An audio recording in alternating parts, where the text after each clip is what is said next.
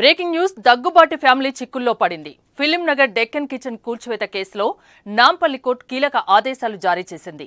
K Nandakumar ఫిర్యాదుపై విచారణ జరిపిన న్యాయస్థానం హీరో వెంకటేష్, నిర్మాత సురేష్ బాబు, రానా, అభిరామ్లపై కేసు నమోదు చేయాలని ఆదేశాలు జారీ చేసింది. డెక్కన్ కిచెన్ కూల్చివేత కేసు గత కొన్ని రోజులుగా దగ్గుబాటి ఫ్యామిలీని వదలడం లేదు.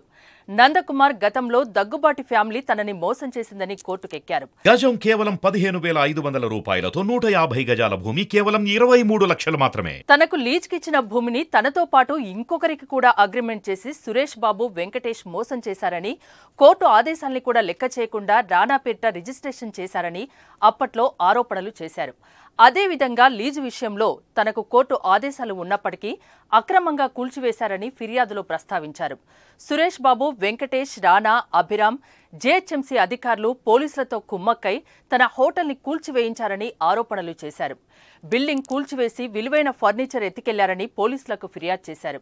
ఈ కూల్చివేతలకు సంబంధించి గతంలో జేహెచ్ఎంసీ అధికారులపై హైకోర్టు సైతం ఆగ్రహం వ్యక్తం చేసింది.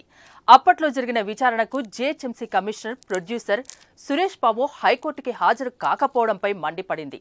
ఇటీవల ఇదే కేసుపై నాంపల్లి కోర్టులో నందకుమార్ పిటిషన్ వేగా దగ్గుబాటి ఫ్యామిలీపై కేసు నమోదు చేయాలని కోర్టు ఆదేశించింది.